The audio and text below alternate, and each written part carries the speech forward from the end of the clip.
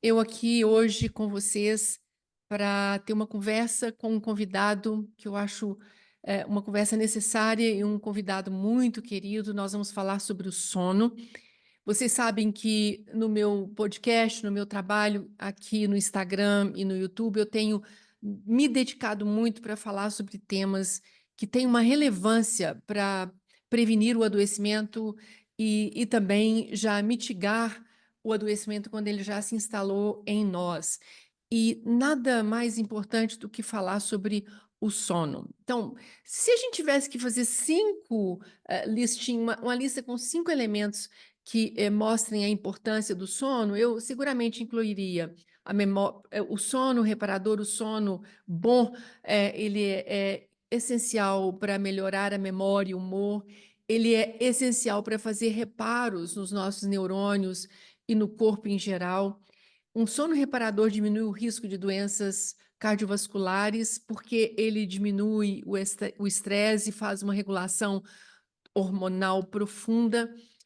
Ele elimina muitos riscos de inflamação e ele melhora a imunidade. Então, assim, isso já é suficiente para a gente parar e fazer uma reflexão sobre o sono.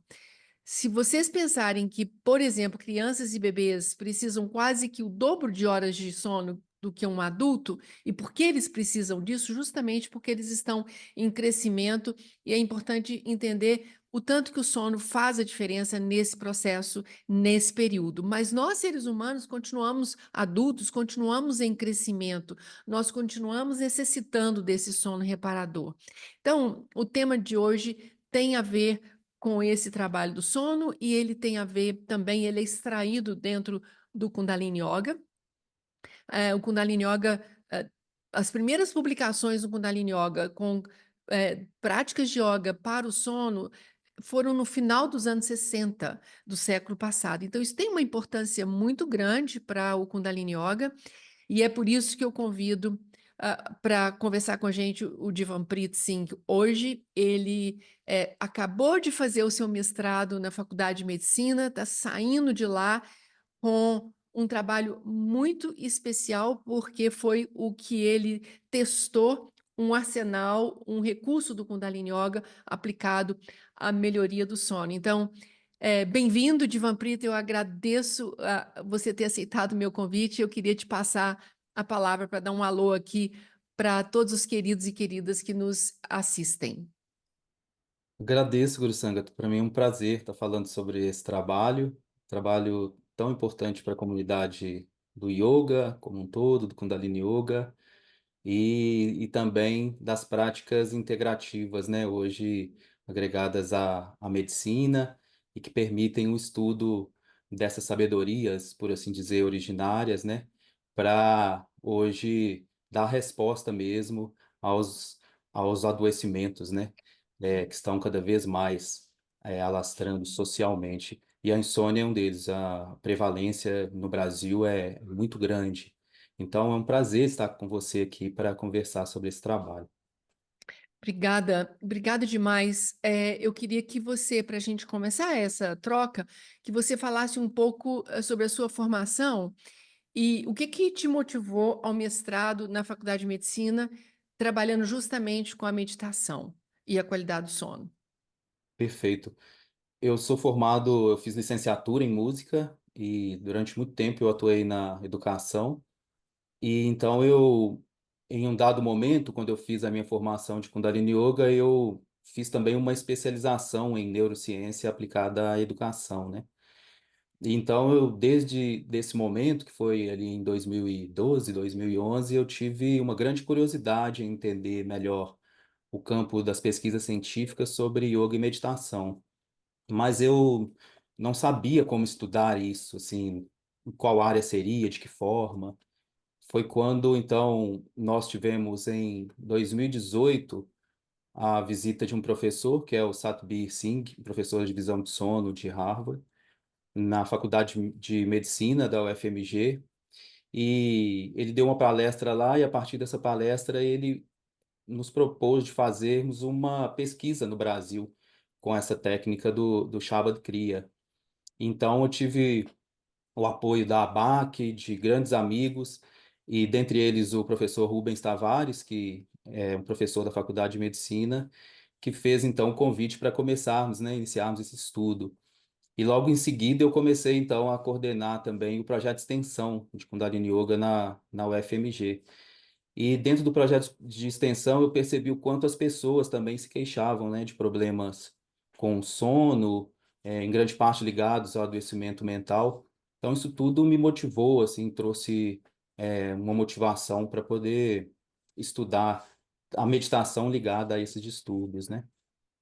Eu me lembro muito, você mencionou o Satbir, da Faculdade de Medicina de Harvard, eu me lembro muito dessa visita, foi um momento muito importante para a nossa comunidade aqui e para a comunidade eh, da saúde em geral, não só médica.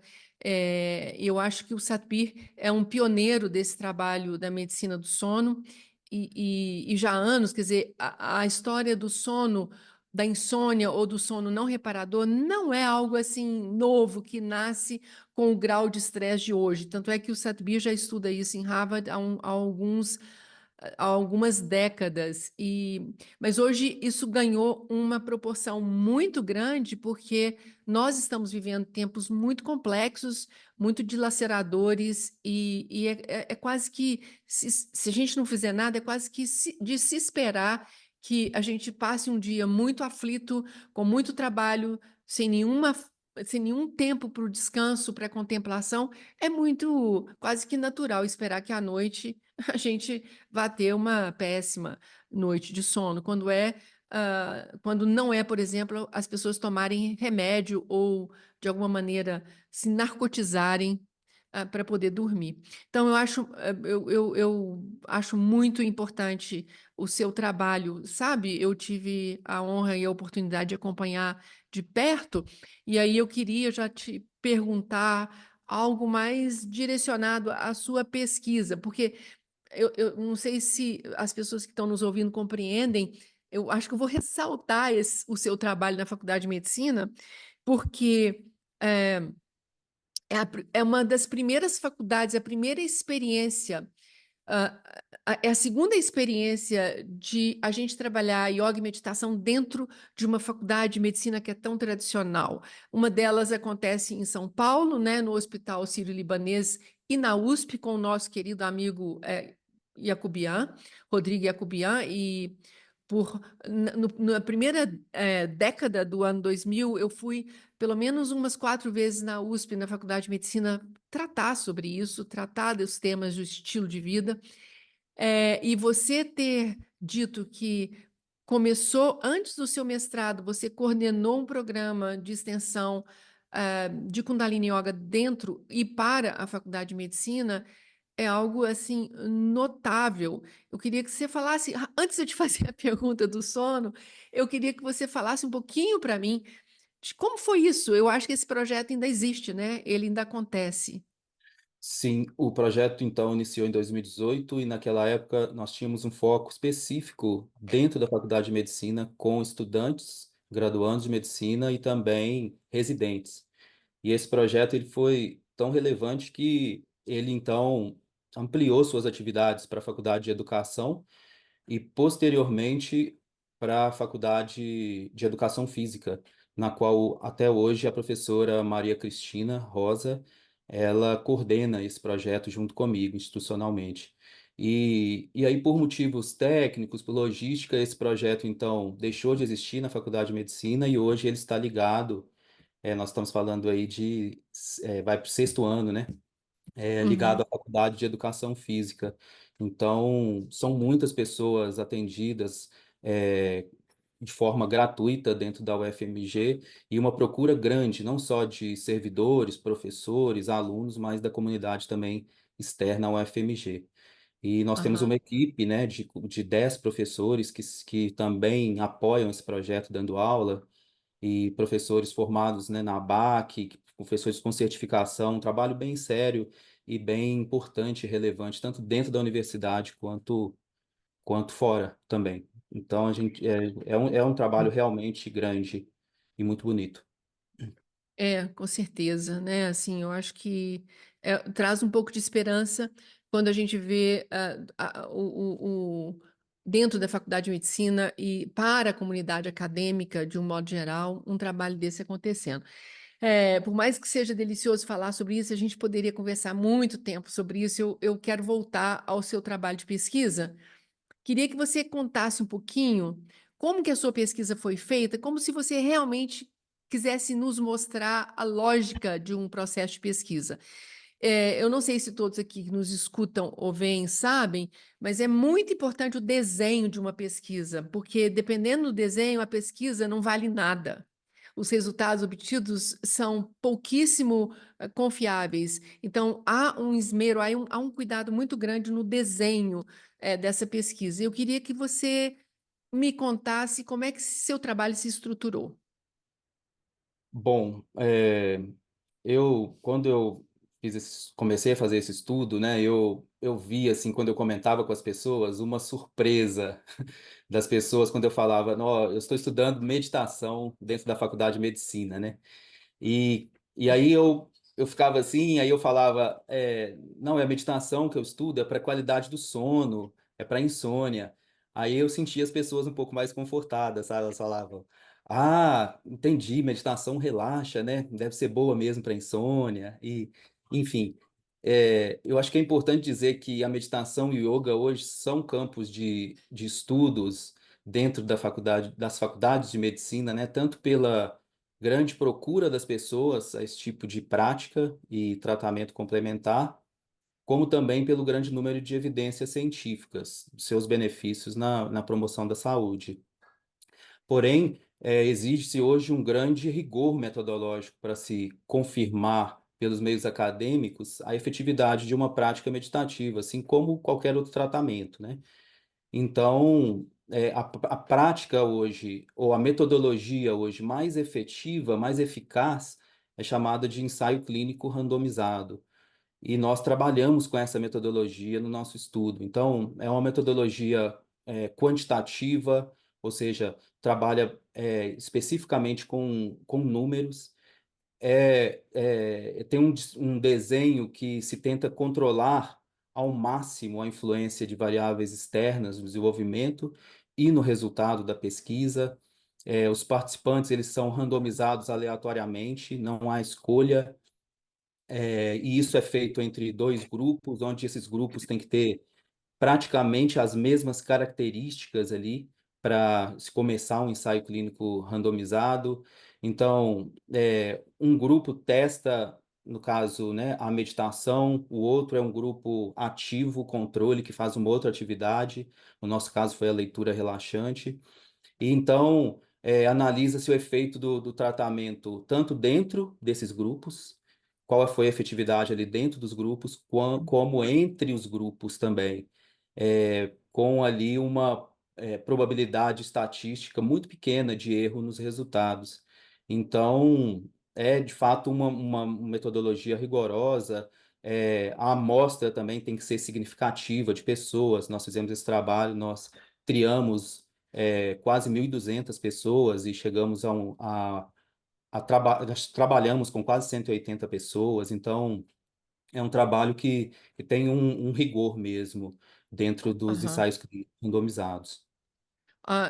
Assim, só para as pessoas, talvez a gente tenha falado tanto termo técnico, mas assim, havia dois grupos, um que fez uma leitura relaxante e o outro que se submeteu à sua proposta que você estava testando o sono.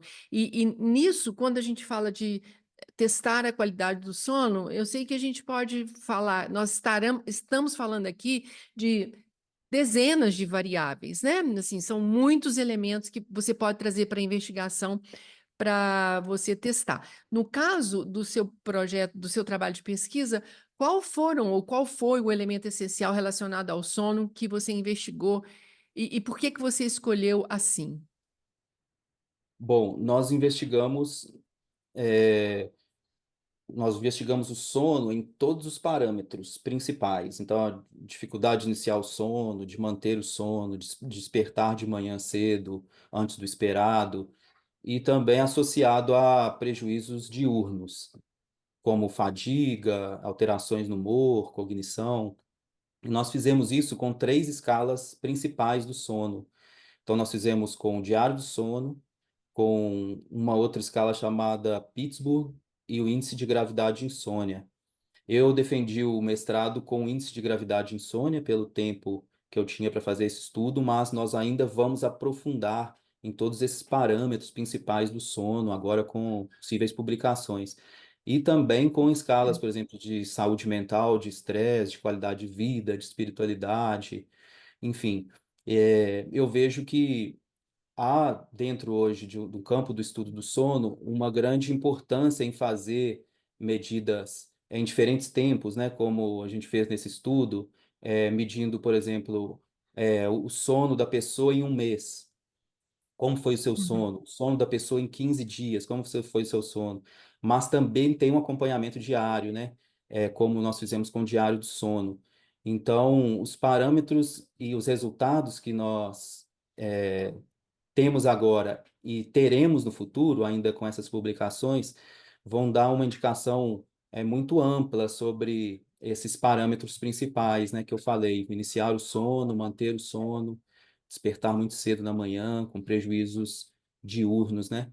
E esses são pontos importantes que foram deixados numa diretriz europeia, foi o último estudo de especialistas, né, nos quais Uhum. eles traçam como deveria ser, né, a partir de então, os estudos de sono. Então, eles passam por esses parâmetros. Entendi. Você pode contar para mim um pouquinho sobre o critério para escolher as pessoas para participarem do estudo? O que que elas não podiam ter ou o que elas precisavam ter para poder fazer parte do grupo de intervenção? O grupo que testaria a meditação para ver como ela melhoraria a qualidade do sono. Então, tanto o grupo intervenção da meditação quanto da leitura relaxante, eles passaram por uma triagem. E essa triagem foi feita basicamente com uma escala chamada Índice de Gravidade de Insônia. Então, o primeiro ponto para os dois grupos é que eles tivessem de fato insônia. Então, não poderiam ter uma pontuação menor que 8 nessa escala, que indicaria a ausência de insônia. Um outro critério é que elas não poderiam estar fazendo uso de medicamentos, porque isso poderia também influenciar no resultado da pesquisa. Não poderia ter ou estar em uma condição debilitada de saúde mental grave. Então, esses foram os principais critérios, né, da Uhum, composição dos dois grupos. Então, e esses grupos eles foram feitos, alocados de forma aleatória, através de um programa que fez o que a gente chama de randomização, né? Que é a uhum. seleção dos participantes em dois grupos. Ah, entendi. Ótimo. E aí, então, Divanprit, você levou o trabalho por alguns meses, né? O seu trabalho de intervenção foram 8 semanas, não é verdade? Sim, 8 semanas. Aham. E é claro, né? Assim, você tem um momento zero que o trabalho ainda não começou, que você mede todos os seus parâmetros que você está utilizando, só para o pessoal que nos acompanha entender. E aí tem o momento um, que é quando a coisa começa, os testes começam, e aí todas as verificações durante essas 8 semanas, e aí no final você faz mais uma última verificação. E aí eu queria o pessoal, acho que não faz sentido a gente entrar tanto em detalhe na meditação. Eu gostaria de publicar a meditação no corpo dessa nossa conversa, né? Um link para as pessoas, se você puder nos mandar essa meditação, para eu poder colocar aqui para quem tiver interessado em olhar, mas eu gosto que é basicamente uma meditação que usa um processo respiratório, né? Que é um pranayama. Mas eu queria que você contasse sobre os resultados. Agora, assim, acho que a gente está bastante interessado em saber o que aconteceu. Bom, você disse, né, bem disse do tempo ali da pesquisa. Então, quando os dois grupos foram ali alocados aleatoriamente, então tínhamos o grupo da meditação e da leitura relaxante. Nós fizemos Uhum, uma medida ali antes deles começarem as atividades, e então eles fizeram essas atividades por 8 semanas. Ao final dessas 8 semanas, nós fizemos uma outra coleta. E ao final dessas 8 semanas, então, os dois grupos pararam as atividades. Pararam e daí um mês depois, nós fizemos uma outra coleta. Uhum, E aí, os resultados, então, das medidas nesses 3 tempos, nós tivemos, primeiro, né, o que é chamado de resposta ao tratamento. Nós tivemos 42% mais ou menos das pessoas que fizeram a meditação diminuíram a pontuação do índice de gravidade de insônia na 8ª semana. Elas saíram de um patamar de um índice de gravidade de insônia e foram para outros. Isso é chamado de resposta ao tratamento. E, e 38, mais ou menos 40%, diminuíram essa pontuação após um mês, quando nós medimos. Então, elas diminuíram a insônia delas. Um outro uhum. ponto Ou importante a se seja, ressaltar, desculpa, ou seja, quase 50% da amostra respondeu positivamente ao tratamento, enquanto logo que eles terminaram de fazer, e depois, 30 dias após eles não terem feito mais nada, ainda havia em torno de 40% de diminuição das queixas. Legal. Aham. justamente. Um outro ponto foi a taxa de remissão, que esse questionário, índice de gravidade de insônia, permite avaliar. Que a taxa de remissão são participantes que entraram ao final do estudo das 8 semanas numa taxa ali chamada taxa de remissão, que é uma pontuação que acusa ausência de insônia. Então, ao Uhum. final do tratamento ali, 26% mais ou menos do grupo meditação terminaram o tratamento nessa faixa de ausência de insônia. Na leitura relaxante foram mais ou menos 15%. E um mês Uhum. após, 28% do grupo de meditação permaneceu nessa faixa ali, nesse índice de insônia, de ausência de insônia. E 17% do grupo de leitura relaxante. Então, tanto houve uma diminuição na insônia dos participantes do grupo meditação, como também nessa ausência de insônia após a prática. Isso é um dado dessa pesquisa. Eu acho que eu queria usar um nome aqui meio comum, assim, popular, que é a cura, né? A gente não sabe dizer nesse seu projeto por quanto tempo isso durou, né? Porque vocês mediram apenas 30 dias após o término da intervenção. Mas isso é uma coisa, assim, bastante importante da gente ressaltar, porque é quase a taxa de remissão de insônia com medicamento é praticamente zero, Justamente. né? Praticamente É, zero. Então, assim, nós estamos falando de uma técnica que é uma técnica respiratória meditativa que levou a quase 30% de remissão, ou seja, da cura da insônia logo após a intervenção e 30 dias depois permanecia. Isso, gente, só isso, né? Já é assim algo realmente espetacular, né? O que a gente não é, consegue com medicação. Justamente. E os resultados estatísticos, eles comprovaram a grande melhora das pessoas ali durante a meditação. Isso foi realmente significativo, teve uma significância grande. O grupo de leitura relaxante, eles também tiveram uma melhora, mas não foi como a melhora que tivemos no grupo meditação.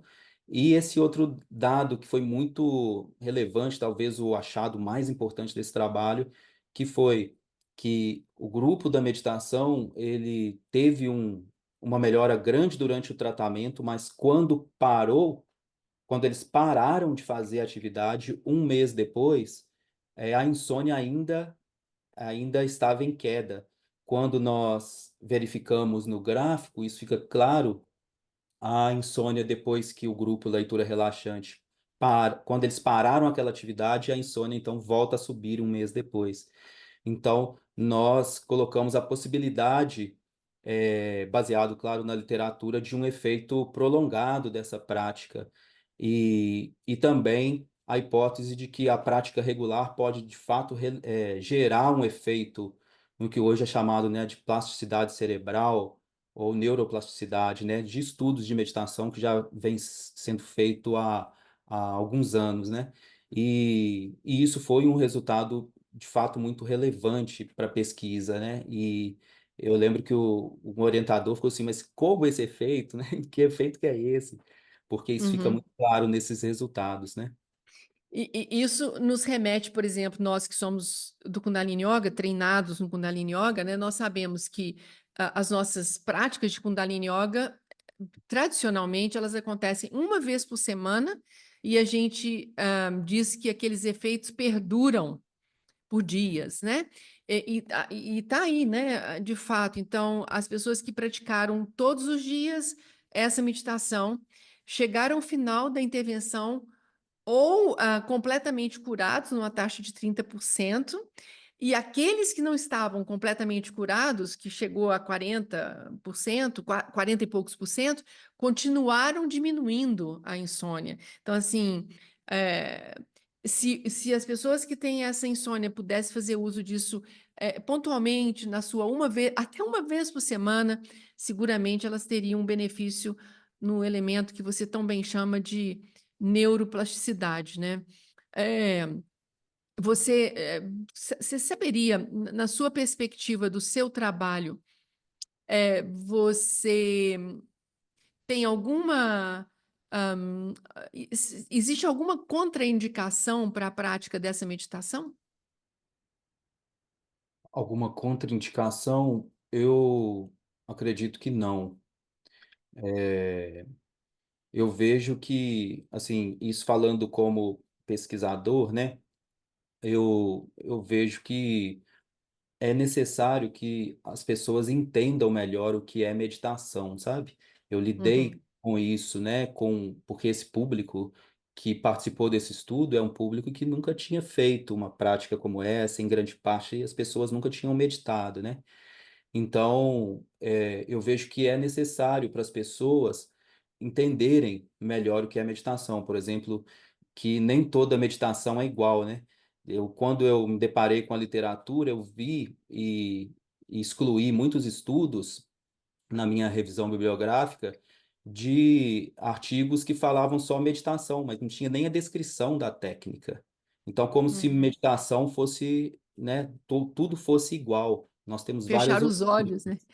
Só várias fechar os olhos, histórias. né? Fecha os olhos ou então, né, meditação para parar a mente, coisas dessa natureza, né? E de certa Aham, forma buscando um certo prazer. Então, eu acho que é importante trazer esse ponto de que eu acredito que não tenha contraindicação, como você bem falou, é um exercício respiratório, mas que exige também, né, uma postura da pessoa quando aplicada a determinados tipos de tratamento. E ela pode ser, eu acredito, uma grande aliada no estilo de vida das pessoas e nos próprios tratamentos, aqui no caso da insônia, né? uhum, Então, é, eu acho que no campo da pesquisa, né, falando pela minha experiência, eu acho que as pesquisas precisam mesmo investir em metodologia e clarear as técnicas e as escolas, porque eu acho que as pessoas podem acessar esse tipo de material, inclusive para fazer sozinhas. Na nossa pesquisa, nós fizemos apenas um treinamento das pessoas sobre essa técnica, porque cada técnica meditativa traz, então, especificidades. A prática do Shabad Kriya é uma, né? Que além de ter a respiração, tem uma posição dos olhos, tem uma mentalização do som. Então, nós fizemos um treinamento e depois as pessoas, elas foram por elas mesmas praticando durante essas 8 semanas. Então, eu acho que é aham, possível, né, as pessoas acessarem por elas mesmas e com essa ressalva, né, de entender, de saber como que é a técnica e uhum. aplicar na sua vida, né? Uma técnica como essa estudada na Faculdade de Medicina é para ser mesmo disponibilizada, né, Gurussanga? É claro, Eu é acho. claro. E eu acho assim que na época, só para finalizar um comentário que eu poderia ter feito no início, mas eu acho importante a gente falar, porque eu conheci, conheço assim o âmago da Faculdade de Medicina, né? E lá em 2018, quem estava na coordenação da faculdade tinha uma preocupação muito grande que a gente levasse alguma coisa para a Faculdade de Medicina de práticas mente-corpo, porque os médicos estavam se suicidando. Os residentes se suicidando. Então, assim, isso é uma coisa gravíssima. Isso aconteceu lá em 2017. Então, eu acho que quando a gente chega no ponto em que aquele profissional da saúde que trata o outro ser humano, que está adoecido, que está pedindo socorro, que está precisando de amparo, esse profissional não dá conta disso porque ele próprio já não tem mais recursos, isso fala demais do nível de desgaste que nós vivemos na atualidade. Mas eu acho importante você dizer isso, agradeço. Eu concordo com você, eu não vejo nenhuma contraindicação das pessoas praticarem a meditação, toda meditação, toda e qualquer meditação. Eu acho que precisa ser, a gente precisa tirar um pouquinho esse manto canônico, sagrado, de que só um professor pode te passar uma meditação. Não existe iniciação, no caso nosso aqui, né? Nós não estamos nos Himalaias e não somos outra coisa a não ser brasileiros tentando viver um pouco melhor para servir esse país um pouco melhor. E é daí que eu acho importante a gente, para quem está nos vendo e ouvindo, ir no texto, porque a gente vai colocar um link para você conhecer essa meditação. E se você estiver interessado em conhecer o trabalho de pesquisa do Divanprit, a gente vai colocar o link dele para você entrar em contato com ele. E eu acho que é isso.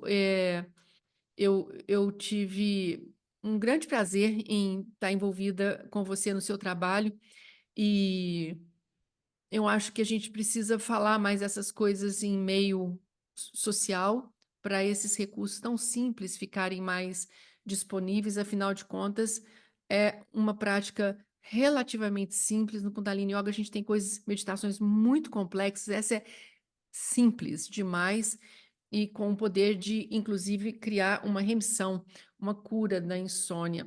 Então, eu queria te agradecer, Divan Prito, pelo seu tempo, por estar aqui no podcast, no Desfragmento, e te desejar realmente tudo de bom e que você continue compartilhando com as pessoas o que você tem estudado e feito. A palavra é sua para a gente dar um tchauzinho aqui para a galera. Eu agradeço imensamente pelo convite, pelo bate-papo e fico à disposição para quem quiser aprofundar seus conhecimentos nesse campo das práticas de meditação para qualidade de vida e saúde do sono. Nós abrimos uma comunidade para conversar especificamente e tratar desse tema, né, para eu poder compartilhar um pouco mais do referencial, dos resultados que ainda virão dessa pesquisa, né? Aham. E como que isso, né, essa comunidade, ela, a minha intenção é também discutir sobre isso, né, como que o sono influencia diretamente na qualidade de vida, nas nossas relações, na nossa saúde como um todo, né, e como que isso também está na sociedade, né, importante essas reflexões também maiores. Então eu agradeço imensamente, me coloco à disposição, espero talvez voltar aqui, né, com outros resultados desse trabalho a gente possa conversar sobre, por exemplo, a saúde mental, né, ligada ao sono. Enfim, para mim é um prazer estar com o Guru Sangha e também agradecer imensamente por todo o apoio que eu tive durante esse tempo. Ela é uma pessoa fundamental também para mim nesse trabalho. Agradeço imensamente. Querido. Obrigada, Divan Prito. Então, tudo de bom, viu? Um beijo. Agradeço, um beijo.